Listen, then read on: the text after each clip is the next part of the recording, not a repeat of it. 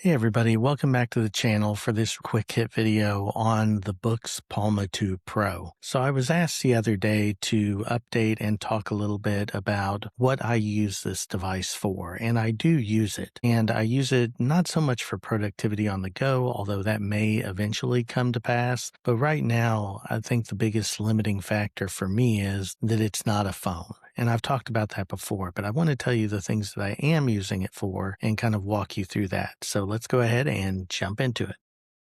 All right, everybody. So here we are with the Palma 2 Pro. And what you'll see right now is that I'm in very well lit conditions and I have this set on auto. Now, I've noticed that the auto brightness doesn't really work for me as well, especially when I'm reading in bed, which is my main use case for this. I can do plenty of other things with it, but let's go into the settings menu and I'll show you my custom setting.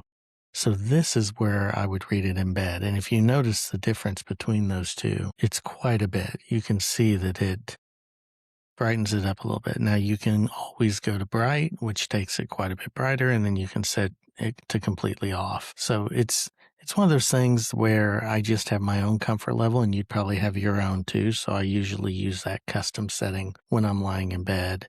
And then depending on right now, I've got really bright lights here, so it's not going to give you the full effect. Obviously you can go into custom and draw it all the way up or down, but just to give you a sense for how I use this. Now, shout out to Javier. He asked me, he said, Ed, it would be really nice to get an update on this and find out how you're actually using the device. So I use it a couple of different ways. You see YouTube Studio on here. I do check that a little bit occasionally just to see how my videos are doing, but mostly I am in Kindle or I am in Supernote. So right now, if I go into Kindle, and I've been playing around with it, but I have Kindle, I have Kobo, and right now I'm reading the library book. So this is a phenomenal book. It's about the library fire at the Los Angeles main library back in the 80s. Phenomenal book, well-researched, well-documented.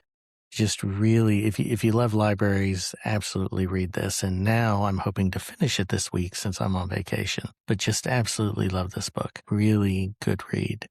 But this is just such a great experience to read on. Now, I will say, and I've said in a previous video, that I preferred reading on the Next Paper 60 Ultra, primarily because you didn't have that CFA layer. That color filter array, really, it's seeable, especially when you're up on this at night and you're laying in bed. If you pull this up and you look at it, you're going to see the text looks really, really good, but it's hard for me to do in these conditions. But when it's glowing at you, when you have the light on it, you can really tell that CFA layer is kind of there. And I don't know if you can see it on the camera or not, but it's really present.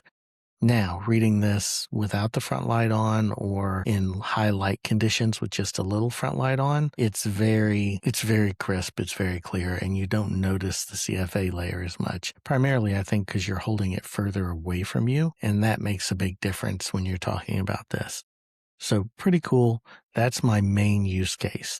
Now, the other real big benefit to this, and we'll just go back to the home screen here, is being able to access your Supernote files. So being able to have the app on here and being able to take a look at all of the different things, this I actually used for my video where I was talking about being able to use InkFlow and the screen share on the Manta, but very snappy. I can zoom right in, I can pan around, and I can see this text really clearly. Very nice to be able to do that. I can also make use of the camera and use the digest. So if I go out of this note and I go into my digest, and then we will go here and we will go to leadership. And I just put this in a little bit ago. This is a quote from Whom the Bell Tolls, chapter 1. And so you can see right there at the top. And if I press on that, it's going to give me there was a manual entry. I wouldn't have necessarily put this in leadership. I would have put it in classics, but just for a test, I did that. And this came out of the camera. So a really good a really good rendering and it quoted that. Now I'd clean it up and make the lines match, but the text recognition was excellent. Now I will say that when you go to use the camera, it does not look great. So let's go ahead and I'll show you what I mean. So let's get out of this and let's go ahead and start a new entry. You'll see scan text. And you can see the e-ink screen, and this is on fast refresh. It doesn't do a good job. However, the picture it takes is really going to work well. So as long as you can see what you're trying to get in the frame and take that picture, the OCR will be absolutely fine. So just something else that you can use this for. Now, again, am I carrying this as a phone replacement? No, I'm not. Could I make phone calls on it? There are hackable ways to do that. Kit has done a great job at showing that. But I really, if I'm going to go that route, I'd rather have a fully functional phone. Now, what I could do on this, and I do have it installed on here, but I just haven't done it yet, is use it for Audible and be able to listen to audiobooks. But when I'm not having to look to a screen and I can use Audible on my phone already, that makes it a little less intriguing of a way to do that. So again, highly useful. It's an excellent portable reader. I think that, when you look at things like XTE Ink and some of those that are out, I don't know that I'd want to get much smaller than this footprint here, but it is extremely comfortable to read with. You lay in bed, you read with this. It works really well. The buttons work really well here on the side. They're a little sensitive occasionally to where you can get an accidental press. If you start falling asleep, of course, that really does get you occasionally. But an excellent reader. The only thing I don't care for as much as the case. It's beautiful. I think it's it fits the device look very well. And of course, it's already got the MagSafe ring built in. So you put it on there, close it up. It's got a very nice feel and look to it. It really feels like a quality reader. And I think that's what they were really going for. I don't see this as a phone. The problem is that it's not exactly symmetrical. It doesn't really fit the way that I would want it to. And I haven't figured out the best use case for it. I know someone had mentioned that you can fold that back and you can pull it out a little bit. There we go.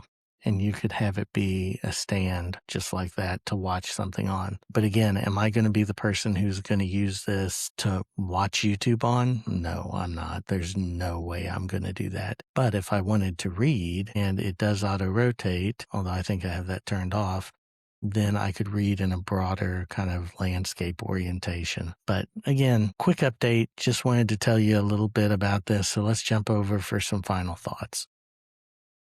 Welcome back. Thanks for hanging in on that one. Again, just a short video. My friend Javier said, hey, I'm looking at these XGE inks and these smaller and smaller readers. I'd be curious what your thoughts are on this device after 3 months. And for me, I really like it. Now, would I go out and buy this over a 6-inch reader? I don't know. I mean, I still love my Kobo. The nice thing about books and all of their readers is the fact that you don't have to compromise your environment or your preferred reading. Kobo I like because of the integration with Libby, and even Kindle here in the United States has an agreement with Libby that you can push library books to it, and that's where I do a lot of my reading. But the nice thing about books is it's a truly open ecosystem, so you can get Libby, Barnes & Nobles, Kindle, Kobo, anything you want on there and be able to read in that effectively and fun and efficiently. So is it going to be as good as a Kindle reading on a Kindle or a Kobo reading on a Kobo? Not quite. There are some limitations there, but it's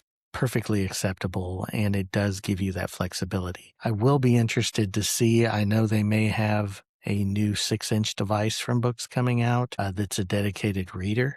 I don't know if it had pen support or not. I don't need that as much. If it does, that'd be great because maybe you would be able to annotate or write something down in a pinch. But the biggest thing for me is going to be, will it be a good quality reader at that smaller size? So if I do happen to get one of those or happen to see one come out, I may be able to take a look at that and then compare.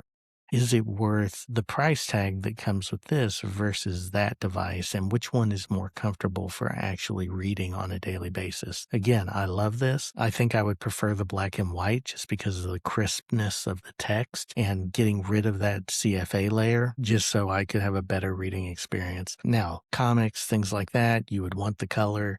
If you're reading any kind of technical journal or any kind of thing that has charts. But for me, that's not generally what I'm reading. And if I want to read something like that, I'll more than likely go to the Note Air 5C or the Tab XC and be able to really immerse myself in that. But anyway, hopefully this was useful. If it was, please feel free to leave a comment down in the comments below. Tell me if you have a Palma 2 Pro. How are you using that? And what is your use case? Are you using it for something different? Are you using it to actually take notes? Or do you use it for the apps? Do you watch videos on it? I don't, but that doesn't mean someone else wouldn't find that a perfectly acceptable use case. But until next time, thank you all so much. I will talk to you soon and have a great night. Keep moving forward. Bye now.